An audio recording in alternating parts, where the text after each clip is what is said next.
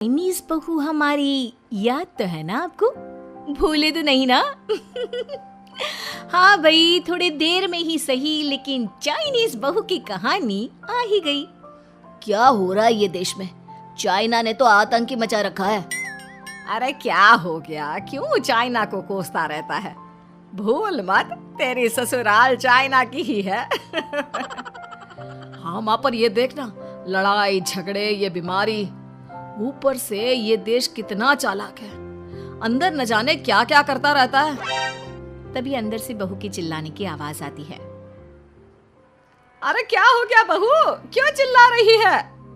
माँ जी, ये देखिए, ये रूस ने यूक्रेन की हालत क्या कर दी है। ऊपर से चाइना में 2 बड़ा लॉकडाउन लग गया है। माँ जी, अब क्या किया जाए? अरे तो तुम लोगों को क्या परेशानी हो रही है? मैं तो यही नहीं समझ पा रही हूँ।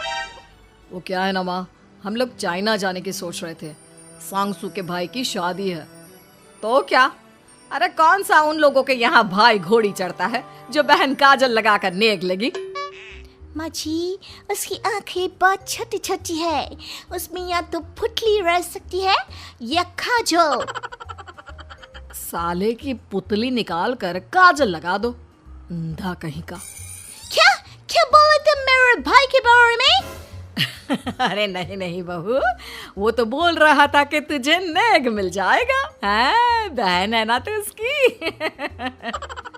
नहीं नहीं माँ जी, मैं सब समझती, ये मेरे भाई का मजाक बनाते रहते।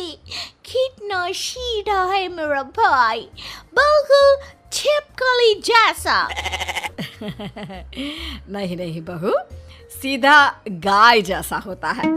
सही पकड़े हैं माँ जी। हाँ, तो मेरे भाई की शादी है, मैं चाइना जरूर जाऊंगी। तभी एक पड़ोसन आ जाती है। अरे नहीं नहीं बहू, तू कहीं ना जा, हम लोगों का मन कैसे लगेगा तेरे बिना। ले बहू, तेरे भाई के लिए ये शॉल रख ले, हमारी तरफ से गिफ्ट कर देना। अरे सब कितने अच्छे हैं, मेरी चाइनीज बहू को कितने प्यार से तुम लोगों ने एक्सेप्ट कर लिया। सच में बड़ी भाग्यशाली हूँ मैं। कैसी बात कर रही है? ये तो हम लोगों के देश की एक खूबसूरती है कि हर किसी को दिल से अपना लेते हैं, बस वो भी दिल से हमें अपना समझे। कैसी बात कर रही है आंटी जी? मेरे लिए आप सब सासू माँ जैसी ही हैं। मुझे भारत बहुत अच्छा लगता है, ये सबसे अच्छा देश है, मेरा भारत महान। वैसे भी लड़की की शादी जहाँ होती है वो तो वहीं की हो जाती है ना। जीती रे बहू, सही बोल रही है। औरत तो होती ही पानी की तरह है, जो जहाँ जैसे रखे वैसे ही शेप ले लेती है। आंटी जी, ये थोड़ा सा ज्यादा हो गया, समझ नहीं आया। नो प्रॉब्लम, मैं चाय बना कर लाती हूँ। फिर क्या, वो दिन भी आ जाता है जब बेटे बहू को चाइना जाना पड़ता है। वहाँ जाकर बहू का भाई कहता है, मेरे बहन आ गए, मेरी बहन आ गए। मैंने सबको बोला कि सब हिंदी में बात करेंगे, नहीं तो बहन नाराज हो जाएगी। थैंक्स बॉय, हिंदी मेरी भाषा है, आप मुझे उसमें बात करना अच्छा लगता है। आपने जीजा जी से मिलो। ओ बहन, तुम अंदर चलो। सभी बहू को अंदर लेकर चले जाते हैं, लेकिन सांगसू का पति, वो तो बेचारा चाइना के ससुराल के आंगन में अकेला खड़ा रहता है। काफी देर तक जब कोई उसे नहीं पूछता तो वो माँ को घर पर फोन करता है। हाँ बेटा, पहुँच गए ना कुशल मंगल? हाँ माँ, लेकिन सांगसू पता नहीं कहाँ है, वो तो अंदर गई है, तब से बाहर आई ही नहीं। अरे कैसी बात कर रहा है? तो तू अंदर चला जा, तू बाहर क्यों है?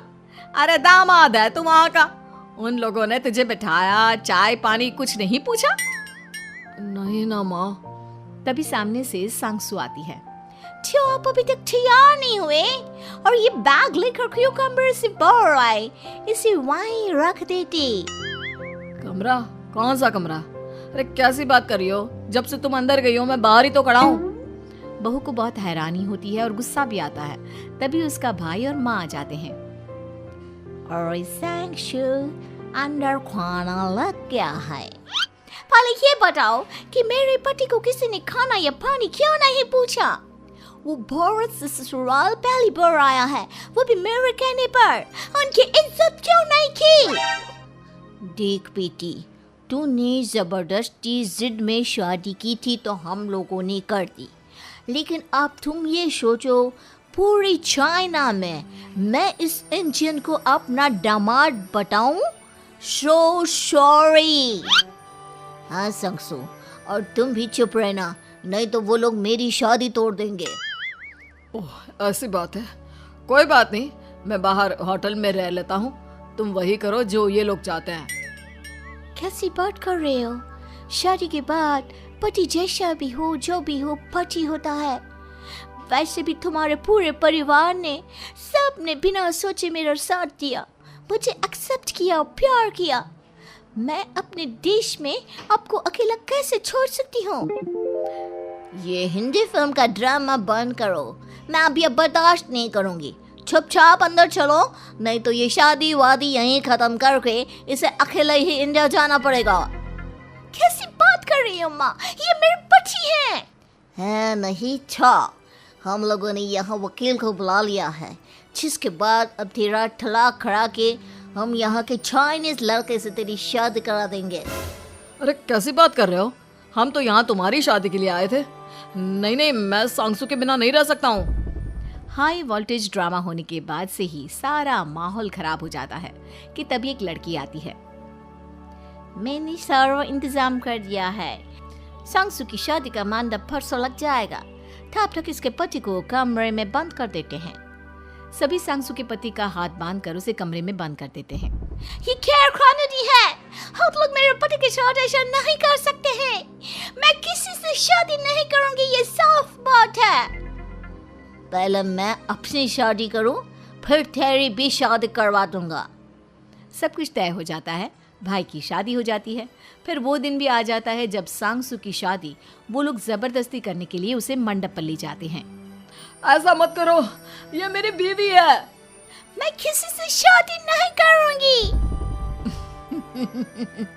कैसे नहीं करेगी शादी? शादी तो तेरा बाप भी करेगा। हो, मैं करूंगा शादी। प्लीज कोई मेरी शादी किसी अच्छा औरत से करवा दे। चुप, बिल्कुल चुप। फिर माँ सांगसू और उसके पति से कहती है, तुम लोगों का बच्चा मेरी कैद में है। अगर तुम लोगों ने कोई भी होशियारी की तो मैं इस बच्चे को मार दूंगी। दोनों माँ का रूप देखकर हैरान हो जाते हैं। बच्चे की खातिर दोनों शांत हो जाते हैं और शादी की रस्में शुरू हो जाती है कि तभी सांगसू की सास पुलिस के साथ आ जाती है। माँ, सरसू माँ आ गई, मेरी माँ आ गई। माँ प्लीज हम लोगों को बचाकर वापस ले चलो। पुलिस सभी को गिरफ्तार कर लेती है। बेटी के बच्चे को मारने की धमकी तो कोई चुड़ैल ही दे सकती है। अरे तो ये चुड़ैल ही तो है। ये सही बोल रहे हैं, ये औरत किसी चुड़ैल से कम नहीं है। तभी उन लोगों का बच्चा भी आकर सांगसू के गले लग जाता है। माँ, तू सही समय पर आ गई, लेकिन तुझे कैसे पता चला कि यहाँ ये सब हो रहा है? बेटा, ये चाइनीज लोग ना होते ही धोखेबाज हैं। इन लोगों पर मुझे भरोसा नहीं था, इसलिए मैंने तेरे फोन को हमेशा के लिए मेरे फोन से अटैच कर दिया था, जिससे तेरे आसपास होने वाली सारी बात मैं सुनती रहूं। उस दिन भी मेरी तेरी बात हो रही थी तो तेरा फोन ऑन था, मैं सब समझ गई थी। मुझे माफ कर दो।